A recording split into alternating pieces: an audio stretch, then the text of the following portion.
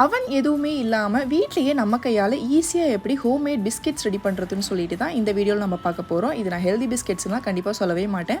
மார்க்கெட்டில் கிடைக்கிற பிஸ்கெட்ஸ்க்கு ஒரு ஆல்டர்னேட்டிவ்னு சொல்லிக்கலாம். ஆல்ரெடி சத்துமாவை வச்சுட்டு ஒரு பிஸ்கெட் நான் அப்லோட் பண்ணியிருக்கேன். பார்க்காதவங்க அதையும் செக் பண்ணி பாருங்கள். இந்த நெய் பிஸ்கெட் வீட்டில் எப்படி ரெடி பண்ணுறதுன்னு பார்த்துடலாமா? 1/4 கப் அளவுக்கு நெய்யை ஒரு பவுலுக்கு ட்ரான்ஸ்ஃபர் பண்ணிவிட்டு பொடி பண்ண சக்கரை 3 டேபிள் ஸ்பூன் ஆட் பண்ணிக்கோங்க. பொடி பண்ணதுக்கப்புறமா 3 டேபிள் ஸ்பூன் இருக்கணும். விஸ்க் வச்சு நல்லா மிக்ஸ் பண்ணிங்கன்னா இந்த மாதிரி சூப்பராக க்ரீமியாக கிடச்சிரும். அது கூட 1/2 கப் அளவுக்கு மைதா, 1/4 கப் அளவுக்கு நான் டெசிகேட்டட் கோகனட் ஆட் பண்ணியிருக்கேன். இது கம்ப்ளீட்லி ஆப்ஷனல். உங்ககிட்ட இல்லைனா நீங்கள் ஸ்கிப் பண்ணிக்கலாம். கொஞ்சமாக ஏலக்காய் தூள், 1/2 டீஸ்பூன் அளவுக்கு பேக்கிங் பவுடரும் ஆட் பண்ணிட்டு கையிலேயே இந்த மாதிரி நல்லா மிக்ஸ் பண்ணிங்கன்னா சூப்பராக இந்த மாதிரி சப்பாத்தி மாவு மாதிரி ரெடி ஆயிரும்.